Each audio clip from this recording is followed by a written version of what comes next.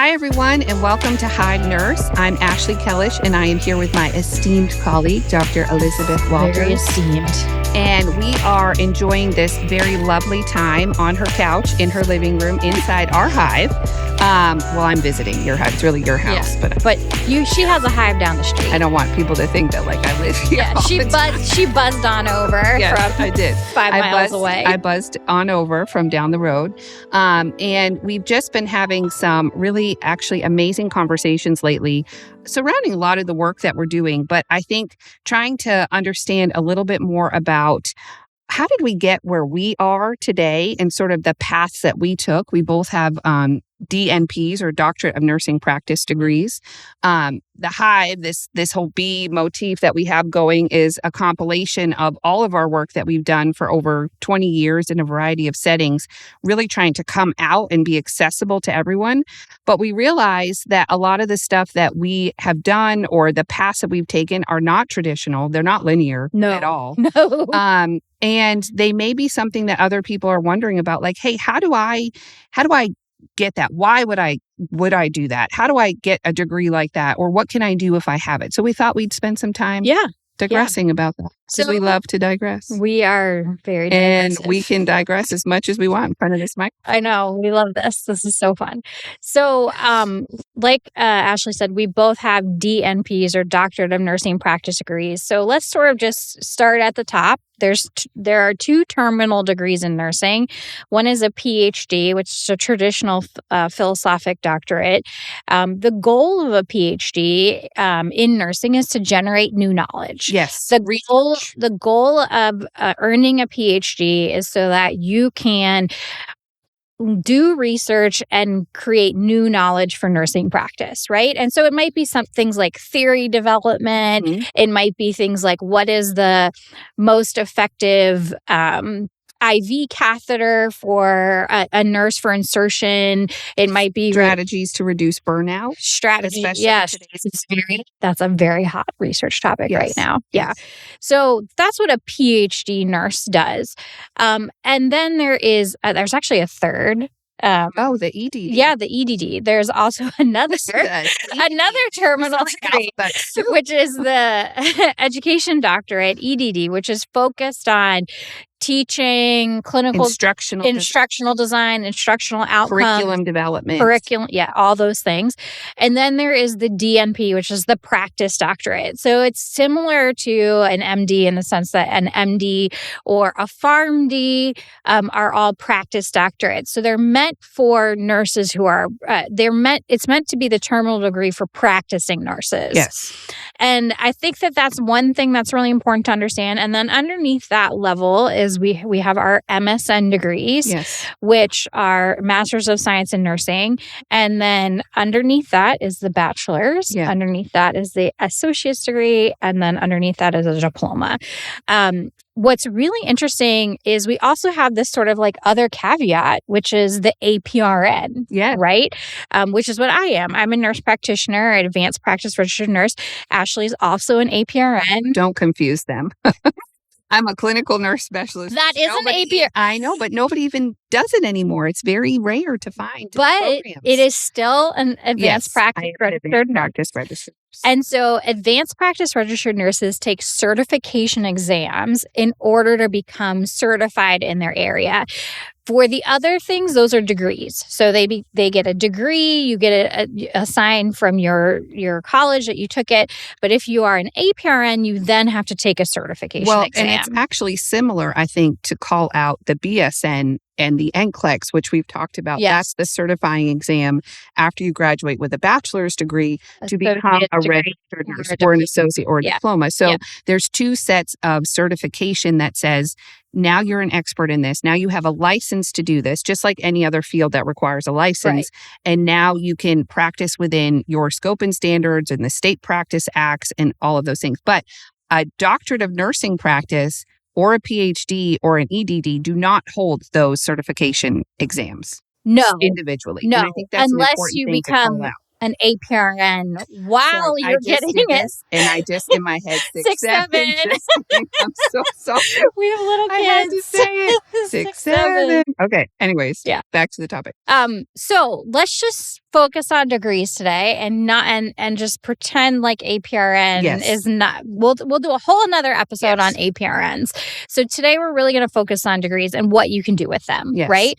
So let's focus on our degree, on a Doctor of Nursing practice. So our we have terminal degree. We have a terminal degree, and that sets us at sort of the highest, one of the the highest degree you can earn in nursing. It allows us to teach. Yes. It allows us to practice. It allows us to be clinical experts. Yes. It allows us to implement quality improvement work. Yes. It allows us to take what we know from the research and apply it into practice. And it allows us also to be part of research teams when we're needed, especially translational research, which is taking what we know and implementing it into practice. And I think also we are responsible for disseminating our work as well. When we carry this degree. Yes. Everyone is responsible for disseminating it. But I think part of what we learned was the practice of dissemination as well. Yes, absolutely. And the DNP is hugely valuable in clinical settings today. Yes. Alongside all of our doctoral degrees in the clinical environment, but because its true focus is on quality improvement. And so when we talked about the expertise of our PhD prepared colleagues generating new knowledge, our expertise as DNP prepared nurses is to take their knowledge and implement it into practice. So a great example, let's say our researcher finds out that there's a new theory behind fall prevention, and they put together an entire program that they have done a ton of research on. They've validated it. They say, if you do these 6 things at the bedside, you are bound to prevent falls, and we've done all this research to support it. And here it is. Here's the program. Right. Us as DNP prepared people can now say, okay, let's go into this clinical environment. Let's do an assessment of change management. Let's see if they're open for this. Let's see what barriers might get in the way of us implementing this. Let's implement it. And let's measure it. What policies and procedures are currently in place that need to change? What sort of staffing changes do we need in order to implement this in a unit, right? If it's like some new 6-step process for turning a patient or helping them get out of bed, requiring 2 nurses to help them get out of bed, like how are we going to actually physically do that in the clinical practice environment, right? Research really focuses on controlling every factor you can. Yes. DNPs focus on the randomness of everything and allows us to actually implement these protocols in practice. It's the VUCA environments: volatile, unpredictable, complex. I can't remember the A. Something good though.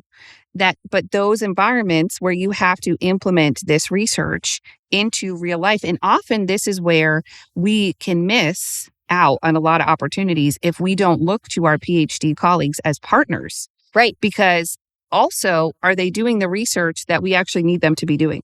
Yes. And then are we implementing the research that they're actually putting out? There's some pretty scary facts about bench research. It takes 17 years from bench to general practice. Yes. Like, it should not be like that. No. And that's what DNPs do. That's what we do. We make sure that we know what the latest evidence is and we implement it into practice. So we shorten that 17 years to 2 to 3. And we implement it in a way that makes sense for the people we're working with. That's the other part of this. There's a whole side of human factors that you have to consider. Every unit is different in a hospital system, has a different culture. I don't care what anybody says. You can generally have a whole sort of system culture, but on each unit, there may be nuances that even if you have a standardized process that you're implementing, it may be that the elevator takes longer to get to that floor than somewhere else. I'm doing something right now around diabetic trays. It takes so long for a diabetic tray to get from the basement up to the 9th floor. Which is where the diabetic patients are. Yes. And we have to be sure that when we take their blood sugar, that we're not waiting too long before we're allowing them to eat with their insulin. So it's a delay Right. that we have to be mindful of. So even though we want everyone to have a diabetic tray at the right time and get their blood sugar taken, we've had to do some nuanced changes to that. So the DNP prepared nurse is able to work with tools and frameworks to think all of this through so that we have more sustainable change. Yeah. And systems, right? It's a systems level thinking. Yes. So it's a little bit different than that individual patient, right? So when we've passed our NCLEX and we have our RN, we're thinking about that one patient. We're thinking about how does that one patient get their tray? I might have to make 52 phone calls to get their tray up to the unit. And the DNP prepared nurse is thinking about the system of, okay, the 9th floor to the basement of the hospital and the timing of when we do finger sticks, et cetera, is an issue. Yes. Yeah. And our PhD person has already given us all of the research onto the timing and how insulin works and why we need to do it a certain way and all of that. So really, it's a beautiful complement. In fact, when I was interviewing for my first faculty position, formal faculty position, I've done a lot of faculty roles on the side, which we want to talk about as well, because we think that's a viable opportunity for many nurses out there today. But when I was interviewing for the first one, I actually made one of those, is it the Sven diagrams? Yes, a Venn diagram. Venn diagram. Not a Sven diagram like the Frozen. I'm still thinking of Frozen. The reindeer. We've had a lot of Elsa in our house still. She's still alive and well. But so with that, I put the DNP prepared nurse, and then I put the PhD prepared nurse, and then I put the nurse. And I said, really, that when we all come together, because we need the bedside nurse to tell us what's working and what's not working. Right. Yeah. We need our scientist, our PhD scientist to go out and uncover, make the new way of doing whatever it is we need to do. And then we need the DNP prepared person to help us implement. And it just can continue in that way. Absolutely. So let's talk about that. So we get a terminal degree. You've gone through your bachelor's degree and now you've decided to get a terminal degree. And how did you decide a DNP versus a PhD versus an EDD?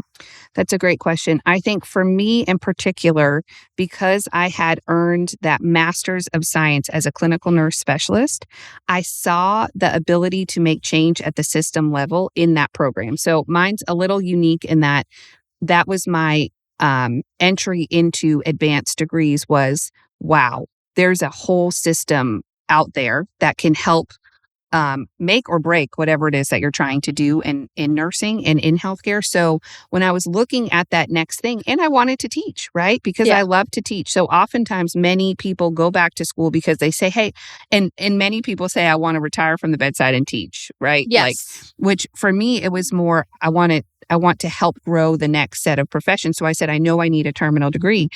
The DNP was actually quite new when I went back for it. I think the program I went to had only been around for a couple of years. I was one of the early adopters of it.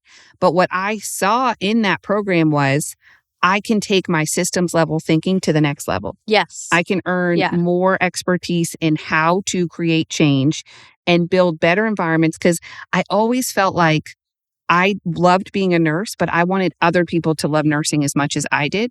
And so that's why I went on my journey to get that. My journey was a little more pragmatic. I'm not surprised. Not shocked. Tell us about how it all just marched out perfectly. It came out to a financial situation. Like I had a bachelor's degree, and at the time I was interested in an advanced degree. And I got advice when I was a really young nurse, like never do any education that doesn't give you a certification to do something addition, right? Like if you're going to invest all of your time, energy, and effort into something, it should give you a rubber stamp that says you can do this now, you are special, etc. So when I decided to go back to school, I actually really wanted a terminal degree because I was working in a non-clinical environment, and I was working in an environment where we were really focusing on research and quality improvement and things like that. So I knew I wanted the DNP, but I didn't want to just get the DNP. I also wanted to get that rubber stamp to say you can do something now. And so I got my nurse practitioner at the same time. And shockingly, while I was in the program, I realized how much I miss taking care of patients. Like I was like, something is lacking in my career, and that's what it was. And so I sort of backwards fell into that NP role, but it was really just a financial decision, right? And to get an MSN, it's 2 years of schooling full time. To get a DNP, it's 3 years of schooling full time. If you get an MSN and then choose to get a DNP, it's 2 and 2. Yes. So I was like, well, you might as well just stay on for the extra year and get the DNP and all the things. So that was me. I was thinking about it from a financial standpoint and also getting a rubber stamp that says, hey, Elizabeth, you're allowed to do this now with this degree.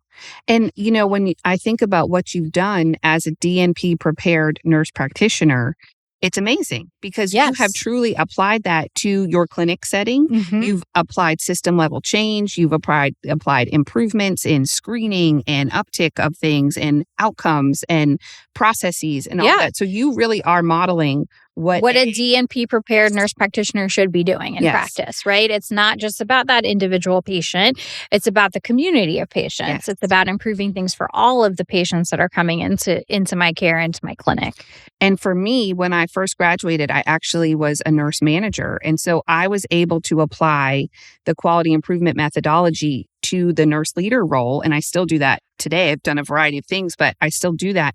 I remember pulling out a fishbone diagram multiple times in staff meetings that I was having because the staff would be bringing up an issue or a problem, and I would just get to the whiteboard and say, okay, let's figure this out. How many components are there to this one problem that you've called out? And when I could show them that and they could see that, they said, okay, we're going to help because this isn't just us complaining about one thing. I can take this part of the fishbone.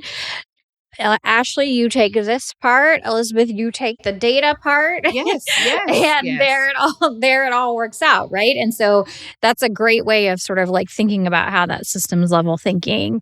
I think one of the other things we really wanted to talk about in this episode is what you can do with your terminal degree. I think that that's a question a lot of people ask us. I mean, we have our hands in lots of different things. Like I practice, I teach, I run a business, I work with, I do some consulting work, and Ashley does the same.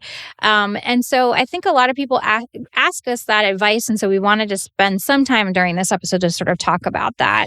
Yes. And because as a nurse manager with this degree, I also was a mom and had a lot of children and was feeling burnt out.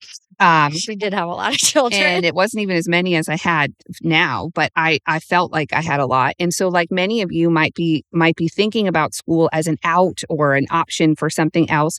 I didn't necessarily do it that way, but for me, it all came together when I was able to transition away from that 24/7 nurse manager role, which I loved, by the way. Yes. I've said that before. It was a really amazing role, but into a full-time faculty position and totally uncharted waters. I had taught courses individually, like, sure, I'll pick up that course and teach for you because I've worked so much for academic medical centers that you have that option there. But I didn't know anything about building a curriculum or designing a course from start to finish. I would just kind of take what was handed to me, and I work well with people, so I would carry it through. Yeah. But because I now had the doctorate degree, I easily transitioned into that full-time position. And then because I was still on that campus, I was able to actually build an amazing academic practice partnership because I still remained clinically relevant. So I practiced hospice care on the weekends. Anything that I could do just to keep my hands on patient care, I would do.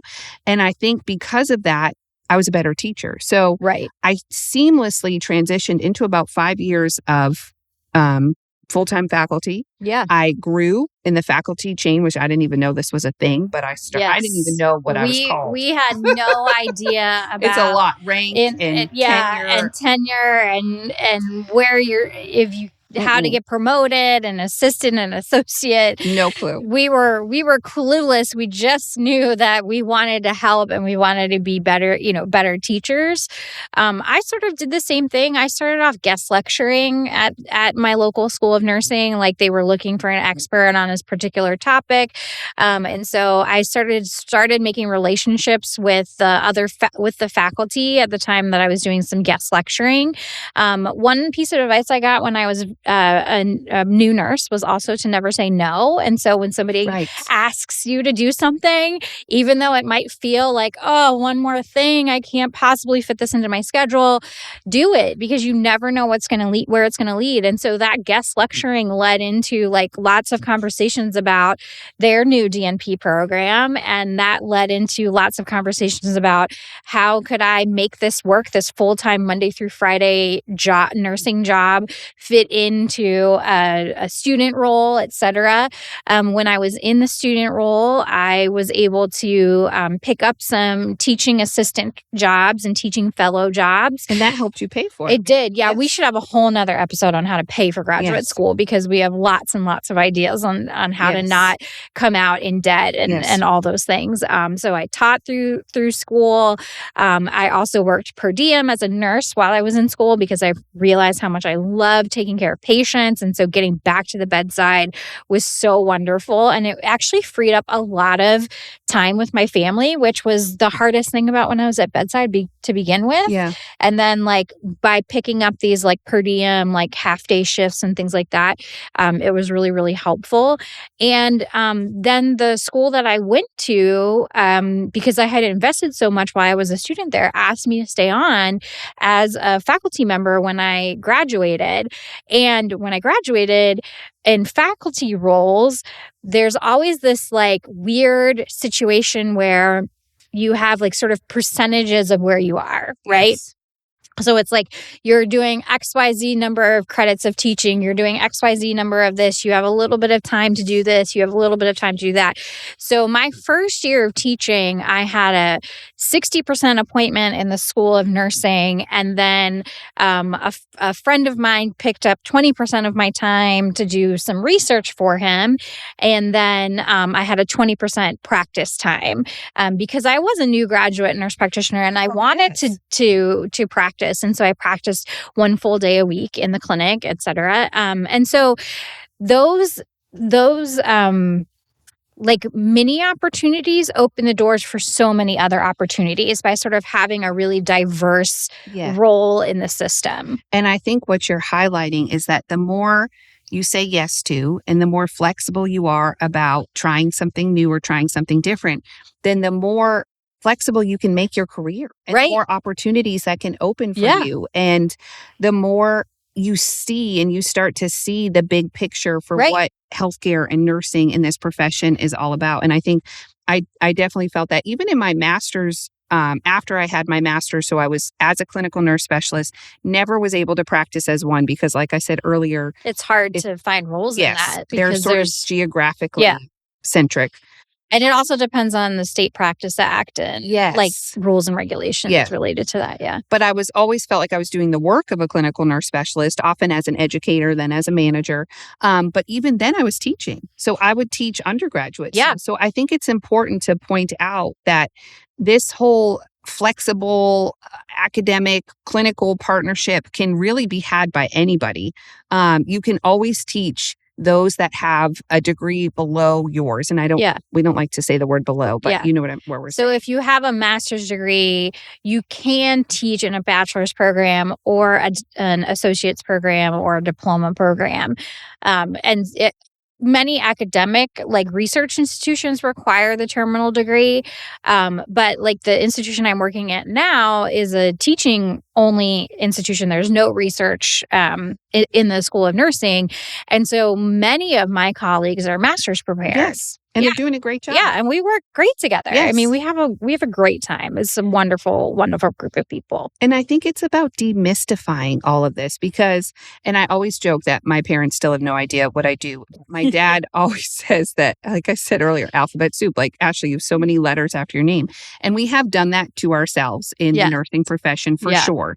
But I think if you demystify it a little bit and you see that it's just a different preparation that people had, a different skill set. Some got a rubber stamp and that took that board certification and now they're experts in that. Others just earned the degree. Mm-hmm. But together we actually make it's actually beautiful. It's a great ecosystem. Diverse. It is a great ecosystem. It is. It really is. And I think for so long we've held everybody in their own boxes, sort of like these stay over there, PhD people. DNP, we're not quite sure about you yet. Stay over there. You're wild cards. And then, we are wild BSN, cards. just stay at the bedside, stay at the bedside, stay at the bedside. And master's, you'll only be a nurse practitioner. And really, it's just, there's so much that you can do in our profession. And it's truly about opening it up and going back to school, taking that leap. And I know. And saying yes. Don't say no to things. Like, don't just say yes. And if you need help with like coaching and things like that, that's what the HIVE is for. That's what the HIVE is for. Right? Like, if you're like, I don't know if I should say yes to this opportunity, how do I negotiate the ability to do both of these things at the same time? Right? That was a huge thing for me as when I took my initial faculty role, was saying, I don't want to just come in here and teach. I want to practice, and I want to do what I spend my time, energy, and effort in antimicrobial stewardship. Like, I still want to have that plug-in, right? And so it's negotiating like these are the hard no's and hard stops for me. Like, no, I don't want to just teach, clinicals 5 days a week, right? Like, I want to teach in this type of program. I want to teach these types of classes. The funniest story I tell about the courses that I was asked to teach as a brand new faculty member, I was asked throughout all of my education, I got, A's or passes or high passes or whatever, like the highest grade. So smart. Except in one class. What was it? The very first class they asked me to teach, research. Really? I got a pass in research. Really? Yeah. And it was the very first class I was asked to teach. Oh, boy. So you really had to I actually blew the course up because I felt like it was just terrible. Because this is why I got a pass, because it was like a bunch of tests, and it you shouldn't be taking a bunch of tests in research. You should be devouring research when you're doing research, when you're taking research class. Yeah. So I blew the entire class up. So I learned a big lesson about curriculum design and course design. And good from that. That was brave. And I think we are brave. We are brave, first of all. Yeah. But I think that nurses have capacity to do so much. And still, I think what we're also trying to point out is that we've done all of this, and we have never, I still believe that I support the bedside 100%. I never feel like I have left it behind or that I've chosen sort of this non-bedside path. No, everything I do is to make the bedside better. And I never feel that I'm not relevant. At the bedside. Same for me. Like, practicing is probably the most important thing that I do. It's the most excited I get when I get to my practice day. I practice on Wednesdays. And so Tuesday night, I'm anticipating how exciting it's going to be, because I'm in a room with a team of people. I work from home all the other times, which is really great for me as an introvert. But one day a week going out and being a part of a team is exciting. It's fun. And it's it doesn't feel like work because it's one day a week. Yes. Well, here's what I would say. I would say this is another conversation that we can probably continue, but I think key takeaways. Go back to school. Go back to school. And I think grow who you are by saying yes and being open to opportunities. And more opportunities will come your way. That's how we've gotten where we are today. Yeah. And I think we at the HIVE are trying so hard to make these kinds of conversations accessible to everyone, because otherwise it feels like a glass castle that's way far away that you'll just never get to. Or what's the point? Why would I bother? I'm just going to do this until, I'm burnt out and that's the end of it. When truly, if we started looking at the profession that we have and all of the different opportunities that we have to be experts across our fields, we truly have this amazing ecosystem, just like you said. I definitely think that nursing is one of the coolest careers, because you can change careers within your career multiple times. Yeah. There's no other career that allows you to do that. If you work on Wall Street and you pass your Series 7s and all those things, all you do is that financial stuff, right? But when you're a nurse, if you need a change. Yes. If you need a change, go back to school. Yes. If you need an opportunity, say yes when somebody says, hey, I love the way that you teach the students about the Krebs cycle, right? Come and teach my entire class about that, right? So say yes to those opportunities always, and be an advocate for yourself. It's okay to say, this is what I need out of this particular.